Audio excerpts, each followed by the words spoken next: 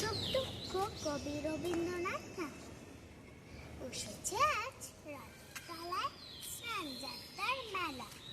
সকাল থেকে বাদল হলো, ফুরিয়ে এলো বেলা। আজকে দিনের মেলামেশা, যত খুশি যতই নেশা, সবার চেয়ে আনন্দময় ওই মেয়েটির হাসি। 1 পয়সায় কিনেছেও তাল পাতার এক বাঁশি। বাজে বাঁশি পাতার বাঁশি, আনন্দ স্বরে হাজার লোকের হর্ষধ্বনি সবার উপর।